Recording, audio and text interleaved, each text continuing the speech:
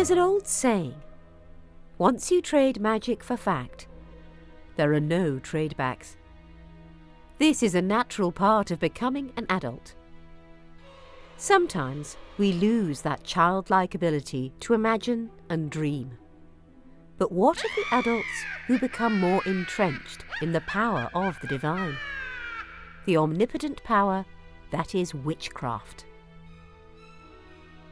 Witchcraft is a broad term that varies culturally and societally, and thus can be difficult to define with precision. Therefore, cross-cultural assumptions about the meaning or significance of the term should be applied with caution. Historically, and in most traditional cultures worldwide, notably in Africa and in traditional Native American communities, the term is commonly associated with those who use metaphysical means to cause harm to the innocent. In the modern era, especially among younger, urbane and white peoples in America and Europe, the word may more commonly refer to benign or positive practices of modern paganism, where it may refer to a divinatory or healing role. Belief in witchcraft is often present within societies and groups whose cultural framework includes a magical worldview. The concept of witchcraft and the belief in its existence have persisted throughout recorded history. They have been present or central at various times and in many diverse forms among cultures and religions worldwide, including both primitive and highly advanced cultures, and continue to have an important role in many cultures today. Historically, the predominant concept of witchcraft in the Western world derives from Old Testament laws against witchcraft and entered the mainstream when belief in witchcraft gained church approval in the early modern period. It posits a theosophical conflict between good and evil, where witchcraft was generally evil and often associated with the devil and devil worship. This culminated in deaths, torture, and scapegoating, casting blame for human misfortune, and many years of large-scale witch trials and witch hunts, especially in Protestant Europe, before largely ceasing during the European Age of Enlightenment. Christian views in the modern day are diverse and cover the gamut of views from intense belief and opposition, especially by Christian fundamentalists, to non-belief, and even approval in some churches.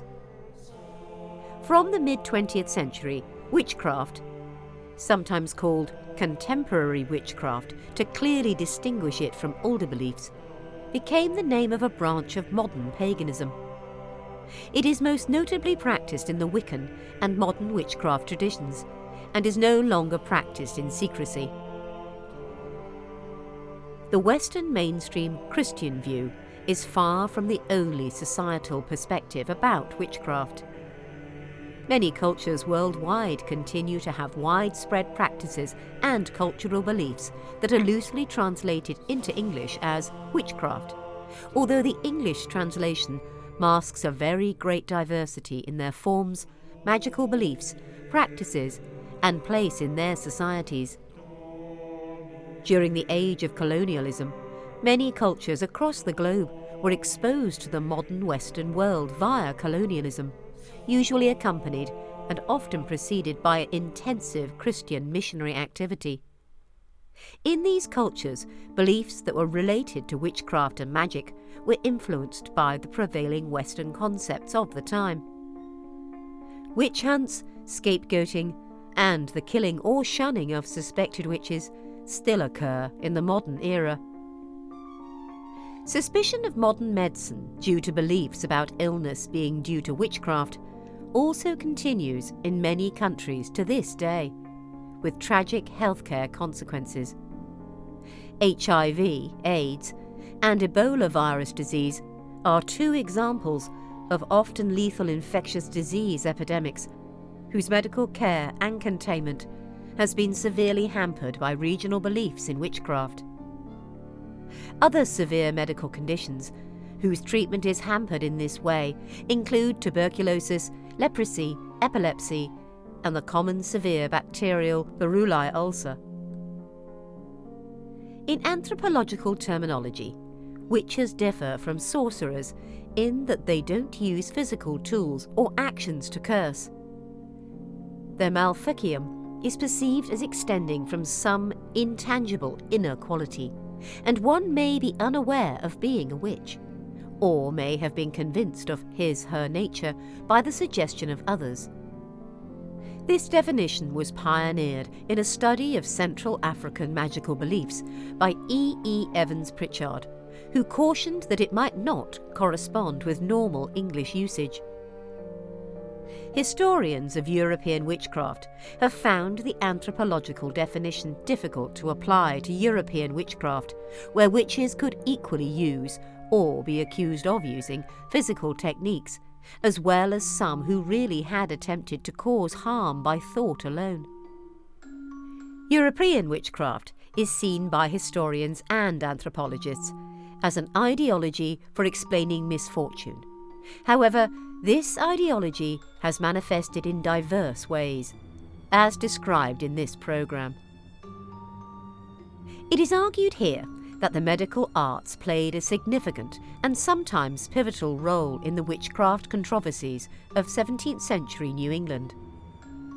Not only were physicians and surgeons the principal professional arbiters for determining natural versus preternatural signs and symptoms of disease, they occupied key legislative, judicial, and ministerial roles relating to witchcraft proceedings. 46 male physicians, surgeons, and apothecaries are named in court transcripts or other contemporary source materials relating to New England witchcraft.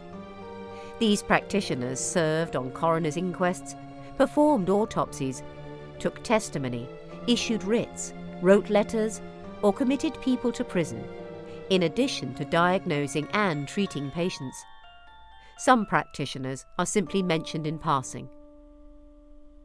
Where belief in malicious magical practices exists, such practitioners are typically forbidden by law, as well as hated and feared by the general populace, while beneficial magic is tolerated or even accepted wholesale by the people, even if the orthodox establishment opposes it. Probably the most widely known characteristic of a witch was the ability to cast a spell. Spell being the word used to signify the means employed to carry out a magical action. A spell could consist of a set of words, a formula or verse, or a ritual action, or any combination of these. Spells traditionally were cast by many methods, such as by the inscription of runes or sigils on an object to give it magical powers, by the immolation or binding of a wax or clay image, also known as a poppet, of a person, to affect him or her magically, by the recitation of incantations, by the performance of physical rituals, by the employment of magical herbs as amulets or potions, by gazing at mirrors, swords, or other specula, or scrying for purposes of divination, and by many other means. Sometimes witchcraft can get incredibly dark. Such is the case with necromancy. Strictly speaking, necromancy is the practice of conjuring the spirits of the dead for divination or prophecy, although the term has also been applied to raising the dead for other purposes. The biblical Witch of Endor performed it, and it is among the witchcraft practices condemned by Ælfric of Eynsham. Witches still go to crossroads and to heathen burials with their delusive magic and call to the devil, and he comes to them in the likeness of the man that is buried there, as if he arise from death. In Christianity and Islam, sorcery came to be associated with heresy and apostasy, and to be viewed as evil. among the Catholics, Protestants, and secular leadership of the European late medieval, early modern period, fears about witchcraft rose to fever pitch and sometimes led to large-scale witch hunts.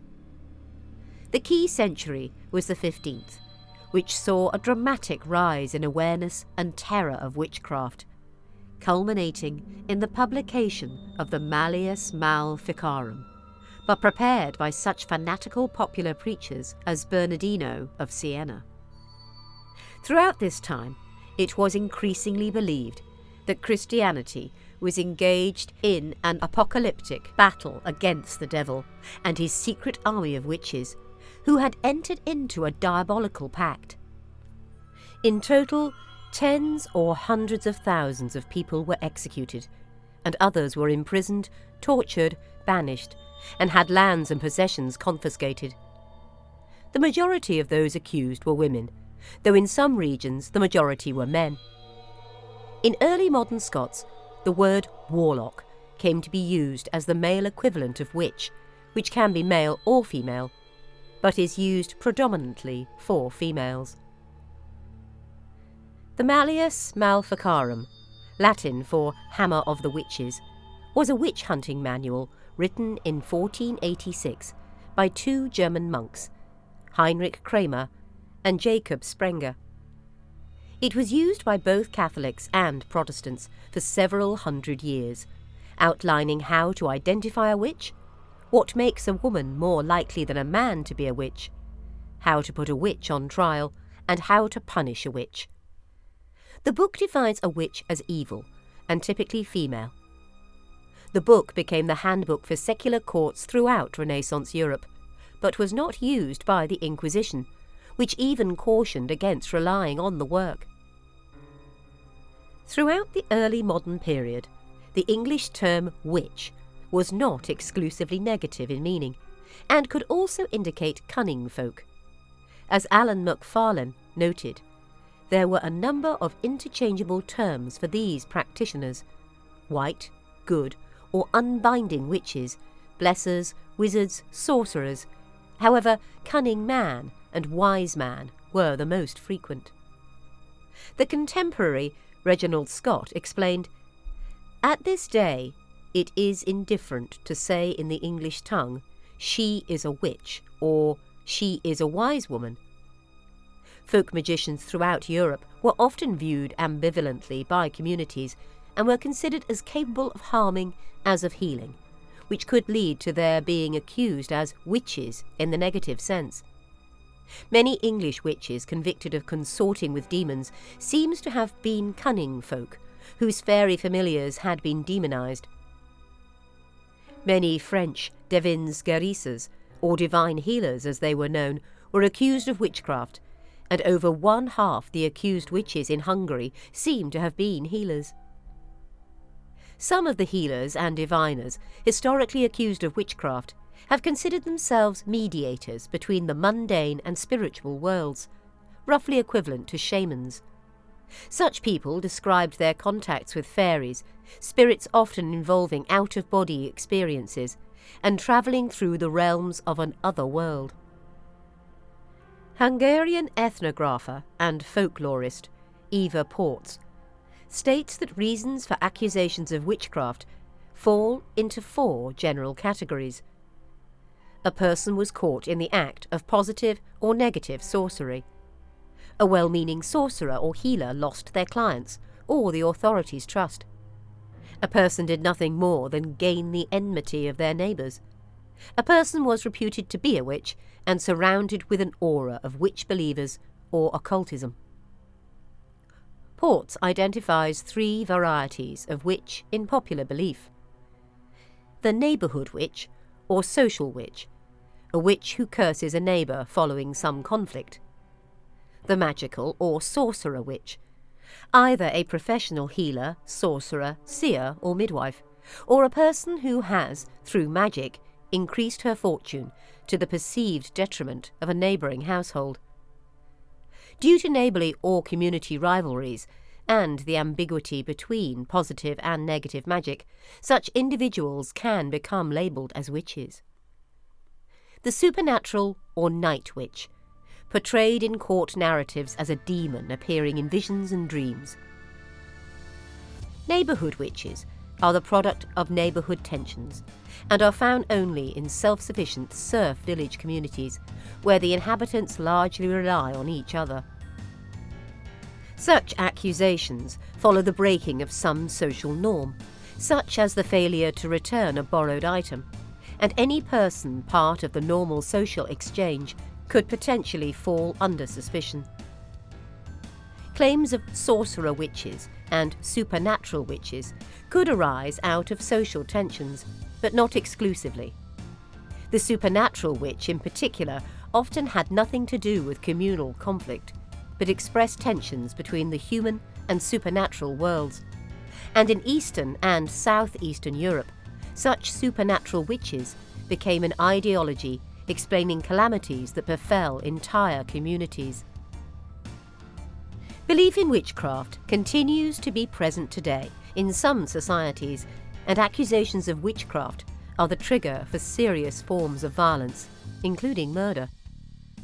Such incidents are common in countries such as Burkina Faso, Ghana, India, Kenya, Malawi, Nepal, and Tanzania. Accusations of witchcraft are sometimes linked to personal disputes, jealousy, and conflicts between neighbours or family members over land or inheritance. Witchcraft-related violence is often discussed as a serious issue in the broader context of violence against women. In Tanzania, about 500 older women are murdered each year following accusations of witchcraft or accusations of being a witch. Apart from extrajudicial violence, state-sanctioned violence also occurs in some jurisdictions. For instance, in Saudi Arabia, practicing witchcraft and sorcery is a crime punishable by death, and the country has executed people for this crime in 2011, 2012 and 2014. Children who live in some regions of the world, such as parts of Africa, are also vulnerable to violence that is related to witchcraft accusations. Such incidents have also occurred in immigrant communities in the UK, including the much publicised case of the murder of Victoria Kalimbe. During the 20th century, interest in witchcraft in English-speaking and European countries began to increase, inspired particularly by Margaret Murray's theory of a pan-European witch cult originally published in 1921, since discredited by further careful historical research. Interest was intensified, however, by Gerald Gardner's claim in 1954 in Witchcraft Today that a form of witchcraft still existed in England. The truth of Gardner's claim is now disputed too. The Wicca that Gardner initially taught was a witchcraft religion, having a lot in common with Margaret Murray's hypothetically posited cult of the 1920s. Indeed, Murray wrote an introduction to Gardner's Witchcraft Today, in effect putting her stamp of approval on it. Wicca is now practiced as a religion of an initiatory secret society nature with positive ethical principles, organised into autonomous covens and led by a high priesthood. There is also a large, eclectic Wiccan movement of individuals and groups who share key Wiccan beliefs, but have no initiatory connection or affiliation with traditional Wicca. Wiccan writings and ritual show borrowings from a number of sources, including 19th and 20th century ceremonial magic, the medieval grimoire known as the Key of Solomon, Aleister Crowley's Ordo Templi Orientis, and pre-Christian religions. Right now, there are just over 200,000 people who practice Wicca in the United States. Wiccan literature has been described as aiding the empowerment of young women through its lively portrayal of female protagonists. Part of the recent growth in neo-pagan religions has been attributed to the strong media presence of fictional works such as the Buffy the Vampire Slayer and Harry Potter series, with their depictions of witchcraft. Widespread accessibility to related material through internet media, such as chat rooms and forums, is also thought to be driving this development. Wiccan beliefs are currently often found to be compatible with liberal ideals such as the Green Movement, and particularly with feminism, by providing young women with means for empowerment and for control of their own lives. This is the case particularly in North America, due to the strong presence of feminist ideals.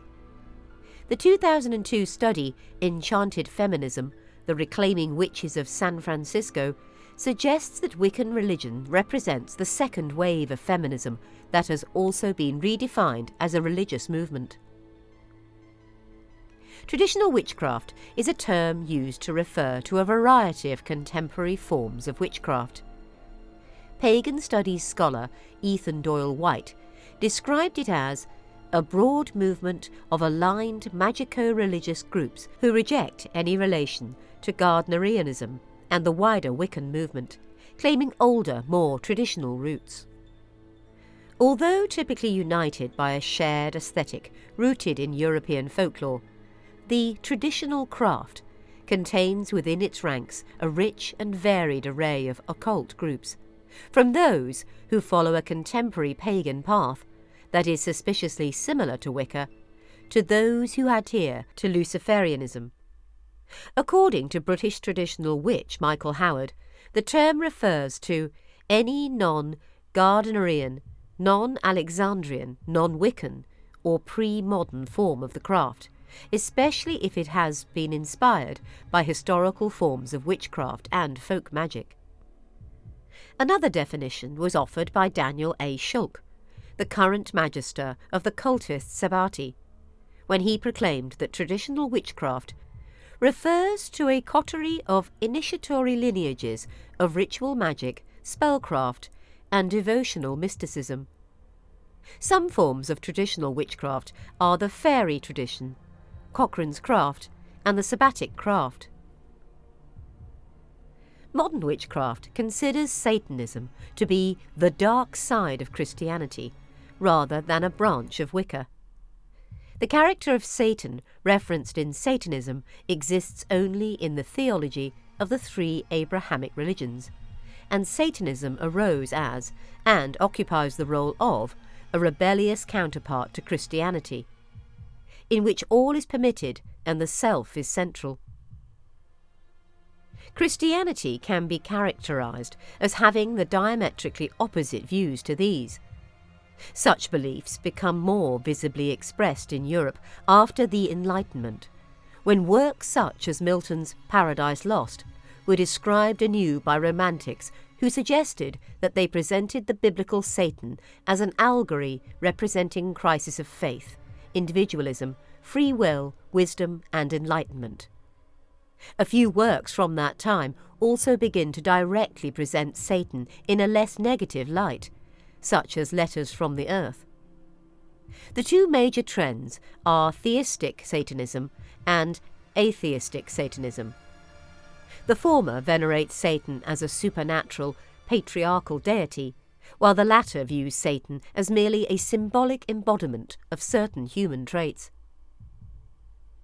Organised groups began to emerge in the mid-20th century, including the 1948's Ophite cultus Satanus and 1966's The Church of Satan.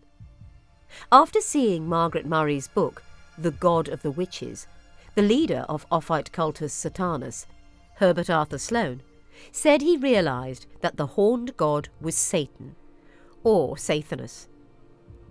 Sloane also corresponded with his contemporary Gerald Gardner, founder of the Wicca religion, and implied that his views of Satan and the horned god were not necessarily in conflict with Gardner's approach. However, he did believe that, while Gnosis referred to knowledge and Wicca referred to wisdom, modern witches had fallen away from the true knowledge, and instead had begun worshipping a fertility god, a reflection of the creator god. He wrote that the largest existing body of witches who are true Satanists would be the Yazidis. Sloane highly recommended the book The Gnostic Religion, and sections of it were sometimes read at ceremonies. It was estimated that there were up to 100,000 Satanists worldwide by 2006, twice the number estimated in 1990. Satanistic beliefs have been largely permitted as a valid expression of religious belief in the West. For example, they were allowed in the British Royal Navy in 2004, and an appeal was considered in 2005 for religious status as a right of prisoners by the Supreme Court of the United States. Contemporary Satanism is mainly an American phenomenon, though it began to reach Eastern Europe in the 1990s, around the time of the fall of the Soviet Union. Luciferianism, on the other hand, is a belief system and does not revere the devil figure, or most characteristics typically affixed to Satan. Rather, Lucifer in this context is seen as one of many morning stars, a symbol of enlightenment, independence, and human progression. Madeleine Montalban was an English witch who adhered to a specific form of Luciferianism, which revolved around the veneration of Lucifer, or Lumiel, whom she considered to be a benevolent angelic being who had aided humanity's development. Within her order, she emphasized that her followers discover their own personal relationship with the angelic beings, including Lumiel.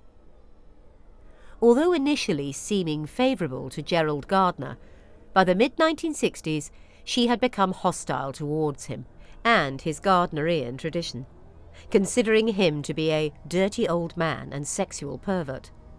She also expressed hostility to another prominent pagan witch of the period, Charles Cardell, although in the 1960s became friends with the two witches at the forefront of the Alexandrian Wiccan tradition, Alex Sanders and his wife Maxine Sanders, who adopted some of her Luciferian angelic practices. In contemporary times, Luciferian witches exist within traditional witchcraft. The belief in sorcery and its practice seem to have been widespread in the ancient Near East and Nile Valley. It played a conspicuous role in the cultures of ancient Egypt and in Babylonia. The latter tradition included an Akkadian anti-witchcraft ritual, the Maklu. A section from the Code of Hammurabi from about 2000 BC prescribes, "If a man has put a spell upon another man, and it is not justified, he upon whom the spell is laid shall go to the holy river. Into the holy river shall he plunge. If the holy river overcome him, and he is drowned, the man who put the spell upon him shall take possession of his house. If the holy river declares him innocent, and he remains unharmed, the man who laid the spell shall be put to death. He that plunged into the river shall take possession of the house of him who laid the spell upon him." In the Holy Scripture, references to sorcery are frequent, and the strong condemnations of such practices found there do not seem to be based so much upon the supposition of fraud as upon the abomination of the magic in itself. The Bible provides some evidence that these commandments against sorcery were enforced under the Hebrew kings. "And Saul disguised himself, and put on other raiment.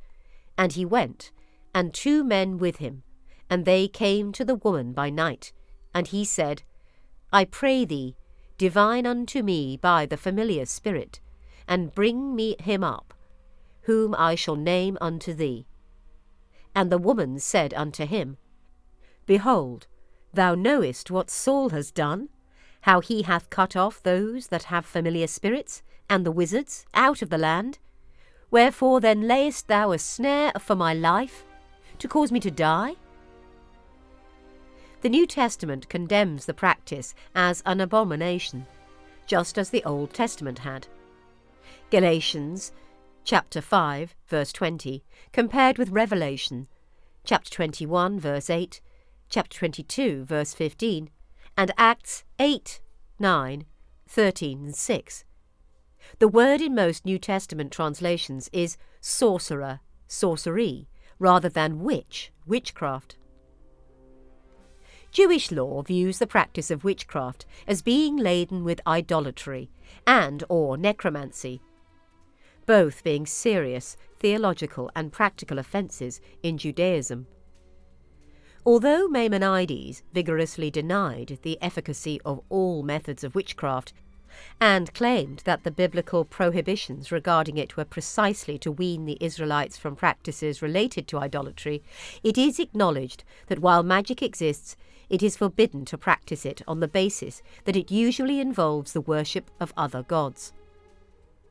Rabbis of the Talmud also condemned magic when it produced something other than illusion, giving the example of two men who use magic to pick cucumbers. The one who creates the illusion of picking cucumbers should not be condemned, only the one who actually picks the cucumbers through magic. However, some of the rabbis practiced magic themselves or taught the subject. For instance, Rabbah created a person and sent him to Rav Zera, and Hanina and Hoshea studied every Friday together and created a small calf to eat on Shabbat. In these cases, the magic was seen more as divine miracles, coming from God rather than unclean forces, than as witchcraft. Judaism does make it clear that Jews should not try to learn about the ways of witches, Books of Deuteronomy 18 verses 9 to 10, and that witches are to be put to death, Exodus chapter 22 verse 17. Judaism's most famous reference to a medium is undoubtedly the Witch of Endor, whom Saul consults, as recounted in 1 Samuel 28. Divination and magic in Islam encompass a wide range of practices, including black magic, warding off the evil eye, the production of amulets and other magical equipment, evocation, casting lots, and astrology. Muslims do commonly believe in magic, or seher as it is known, and explicitly forbid its practice. Seher translates from Arabic as black magic. The best-known reference to magic in Islam is Surah al-Falaq of the Quran, which is known as a prayer to God to ward off black magic. Islam distinguishes between God-given gifts, or good magic, and black magic. Good supernatural powers are therefore a special gift from God, whereas black magic is achieved through help of jinn and demons. In the Quranic narrative, the prophet Salem had the power to speak with animals and command jinn, and he thanks God for this gift, which is only given to him with God's permission. The prophet Muhammad was accused of being a magician by his opponents. It is a common belief that jinn can possess a human, thus requiring exorcism, or a rakaya, as it is known, derived from the prophet's sunnah to cast off the jinn or devils from the body of the possessed. The practice of seeking help from the jinn is prohibited and can lead to possession. The rakaya contains verses of the Quran, as well as prayers specifically targeted against demons. The knowledge of which verses of the Quran to use in what way is what is considered magic knowledge.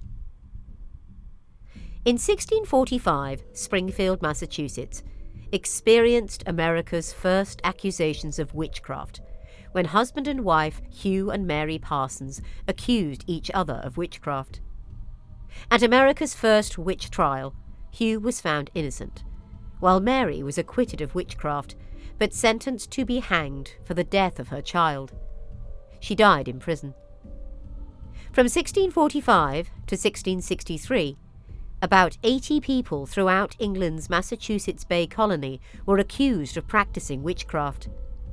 13 women and 2 men were executed in a witch hunt that lasted throughout New England from 1645 to 1663. The Salem witch trials followed in 1692 to 93. These witch trials were the most famous in British North America and took place in the coastal settlements near Salem, Massachusetts. Prior to the witch trials, nearly 300 men and women had been suspected of partaking in witchcraft, and 19 of these people were hanged, and one was pressed to death.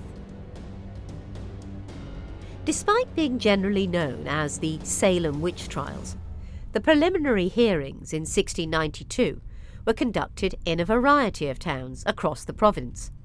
Salem village, now known as Danvers, Salem town, Ipswich and Andover. The best-known trials were conducted by the Court of Oyer and Terminer in 1692 in Salem town. In Maryland, there is a legend of Moll Dyer, who escaped a fire set by fellow colonists, only to die of exposure in December 1697. The historical record of Dyer is scant, as all official records were burned in a courthouse fire, though the county courthouse has on display the rock where her frozen body was found. A letter from a colonist of the period describes her in most unfavourable terms. A local road is named after Dyer, where her homestead was said to have been. Many local families have their own version of the Moll Dyer affair, and her name is spoken with care in the rural southern counties. Accusations of witchcraft and wizardry led to the prosecution of a man in Tennessee as recently as 1833. The Crucible by Arthur Miller is a dramatised and partially fictionalised story of the Salem witch trials that took place in the Massachusetts Bay Colony during 1692 to 93. Witchcraft trials frequently occurred in the 17th century Russia, although the Great Witch Hunt is believed to be a predominantly Western European phenomenon. However, as the witchcraft trial craze swept across Catholic and Protestant countries during this time, Orthodox Christian Europe indeed partook in this so-called witch hysteria. This involved the persecution of both males and females who were believed to be practicing paganism, herbology, the black art, or a form of sorcery within and or outside their community. Very early on, witchcraft legally fell under the jurisdiction of the ecclesiastical body, the Church, in Kievan Rus and Muscovite Russia. Sources of ecclesiastical witchcraft jurisdiction date back as early as the second half of the 11th century, one being Vladimir the Great's first edition of his state statute, or Ustav, another being multiple references in the primary chronicle beginning in 1024. The sentence for an individual who was found guilty of witchcraft or sorcery during this time, as well as in previous centuries, typically included either burning at the stake or being tested with the ordeal of cold water, or judicium aqua frigida. The cold water test was primarily a Western European phenomenon, but it was also used as a method of truth in Russia, both prior to and post 17th century witchcraft trials in Muscovy. Accused persons who submerged were considered innocent, and ecclesiastical authorities would proclaim them brought back. But those who floated were considered guilty of practicing witchcraft, and they were either burned at the stake or executed in an unholy fashion. The 13th century bishop of Vladimir, Serapion Vladimirsky, preached sermons throughout the Muscovite countryside, and in one particular sermon revealed that burning was the usual punishment for witchcraft, but more often the cold water test was used as a precursor to execution. Although these two methods of torture were used in the West and the East, Russia implemented a system of fines payable for the crime of witchcraft during the 17th century. Thus, even though torture methods in Muscovy were on a similar level of harshness as Western European methods used, a more civil method was present. In the introduction of a collection of trial records pieced together by Russian scholar Nikolai Novombursk, he argues that Muscovite authorities used the same degree of cruelty and harshness as Western European Catholic and Protestant countries in persecuting witches. By the mid-16th century, the manifestations of paganism, including witchcraft and the black arts, astrology, fortune-telling and divination became a serious concern to the Muscovite Church and state. Tsar Ivan IV, who reigned from 1547 to 1584, took this matter to the ecclesiastical court and was immediately advised that individuals practicing these forms of witchcraft should be excommunicated and given the death penalty. Ivan IV, as a true believer in witchcraft, was deeply convinced that sorcery accounted for the death of his wife, Anastasia, in 1560, which completely devastated and depressed him, leaving him heartbroken. Stemming from this belief, Ivan IV became majorly concerned with the threat of witchcraft harming his family and feared he was in danger. So, during the Oprichnina, which took place from 1565 to 1572, Ivan IV succeeded in accusing and charging a good number of boyars with witchcraft, whom he did not wish to remain as nobles. Rulers after Ivan IV, specifically during the time of troubles that took place from 1598 to 1613, increased the fear of witchcraft among themselves and entire royal families, which then led to further preoccupation with the fear of prominent Muscovite witchcraft circles. After the time of troubles, 17th century Muscovite rulers held frequent investigations of witchcraft within their households, laying the groundwork, along with previous Tsarist reforms, for widespread witchcraft trials throughout the Muscovite state. Between 1622 and 1700, 91 people were brought to trial in Muscovite courts for witchcraft. Although Russia did partake in the witch craze that swept across Western Europe, the Muscovite state did not persecute nearly as many people for witchcraft, let alone execute a number of individuals anywhere close to the number executed in the West during the witch hysteria. Witchcraft was also an important part of the social and cultural history of late colonial Mexico during the Mexican Inquisition. Spanish inquisitors viewed witchcraft as a problem that could be cured simply through confession. Yet, as anthropologist Ruth Baer writes, witchcraft, not only in Mexico but in Latin America in general, was a conjecture of sexuality, witchcraft and religion, in which Spanish, indigenous and African cultures converged. Furthermore, witchcraft in Mexico generally required an inter-ethnic and inter-class network of witches. Yet according to anthropology professor Laura Lewis, witchcraft in colonial Mexico ultimately represented an affirmation of hegemony for women Indians, and especially Indian women over their white male counterparts, as a result of the casta system. Witchcraft in Europe between 500 and 1750 was believed to be a combination of sorcery and heresy. While sorcery attempts to produce negative supernatural effects through formulas and rituals, heresy is the Christian contribution to witchcraft, in which an individual makes a pact with the devil. In addition, heresy denies witches the recognition of important Christian values such as baptism, salvation, Christ and sacraments. The beginning of the witch accusations in Europe took place in the 14th and 15th centuries.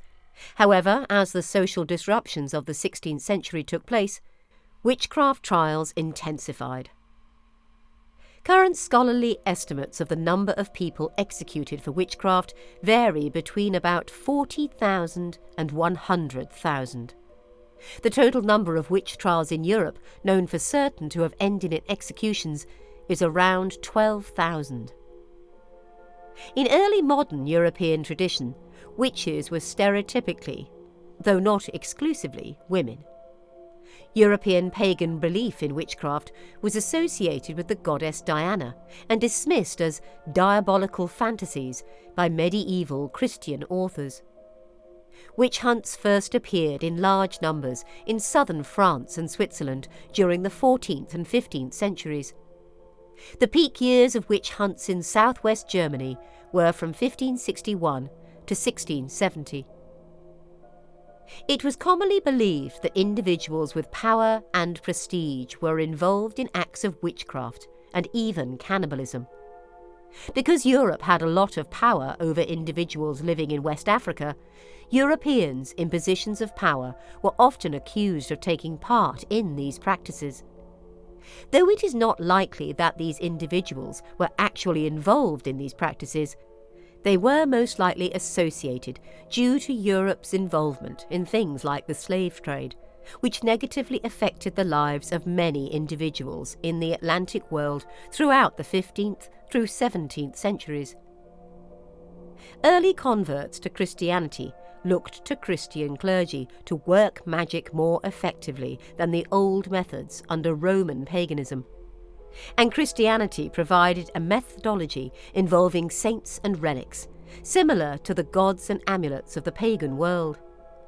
As Christianity became the dominant religion in Europe, its concern with magic lessened.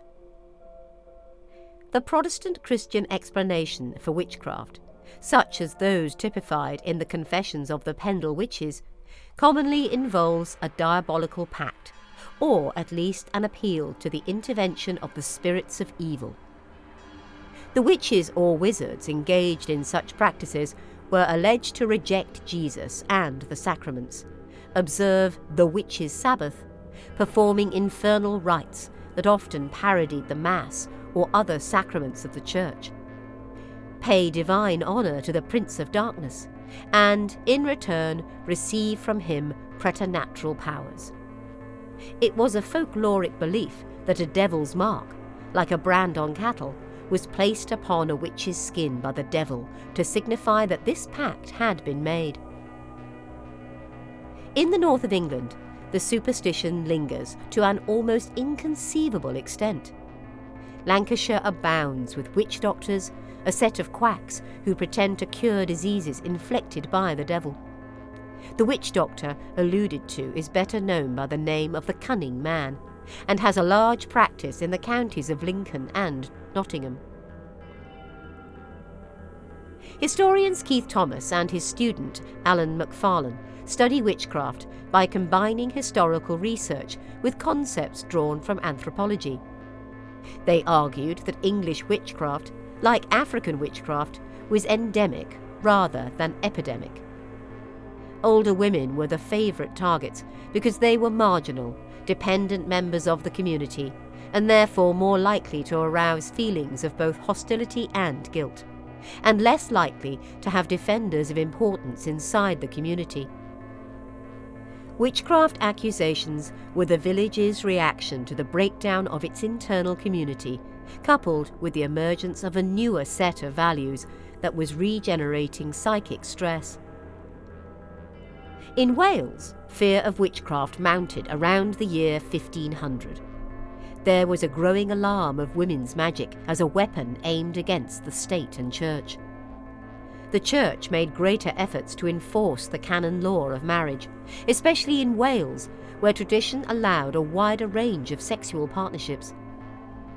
There was a political dimension as well, as accusations of witchcraft were levied against the enemies of Henry VII, who was exerting more and more control over Wales. The records of the Courts of Great Sessions for Wales, 1536 to 1736, show that Welsh custom was more important than English law. Custom provides a framework of responding to witches and witchcraft in such a way that interpersonal and communal harmony was maintained, showing regard to the importance of honour, social place, and cultural status. Even when found guilty, execution did not occur. Becoming king in 1603, James I brought to England and Scotland continental explanations of witchcraft. His goal was to divert suspicion away from male homosociality among the elite and focus fear on female communities and large gatherings of women. He thought they threatened his political power, so he laid the foundation for witchcraft and occultism policies, especially in Scotland. The point was that a widespread belief in the conspiracy of witches and a witch's Sabbath with the devil deprived women of political influence. Occult power was supposedly a womanly trait because women were weaker and more susceptible to the devil. In 1944, Helen Duncan was the last person in Britain to be imprisoned for fraudulently claiming to be a witch. In the United Kingdom, children believed to be witches, or seen as possessed by evil spirits, can be subject to severe beatings, traumatic exorcism, and/or other abuse. There have even been child murders associated with witchcraft beliefs. The problem is particularly serious among immigrant or former immigrant communities of African origin, but other communities, such as those of Asian origin, are also involved.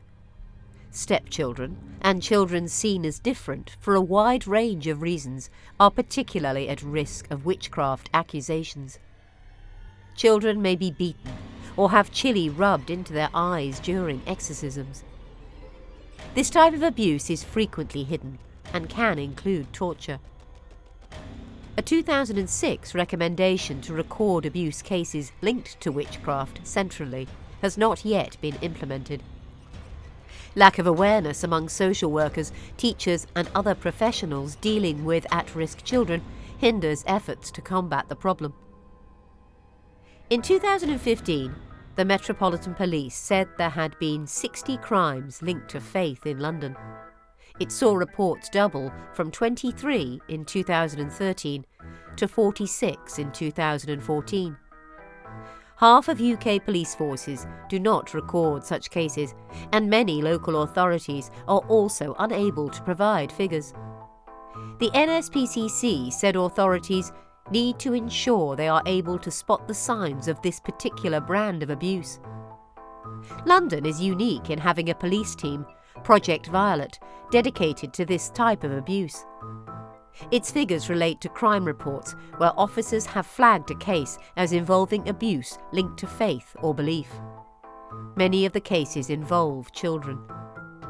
An NSPCC spokesman said, "While the number of child abuse cases involving witchcraft is relatively small, they often include horrifying levels of cruelty."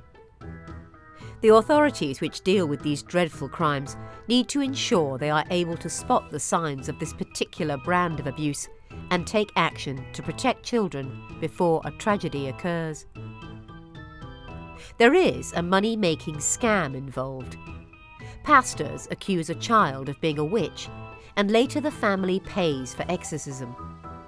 If a child at school says that his or her pastor called the child a witch, that should become a child safeguarding issue. Pagan practices formed a part of Russian and Eastern Slavic culture. The Russian people were deeply superstitious.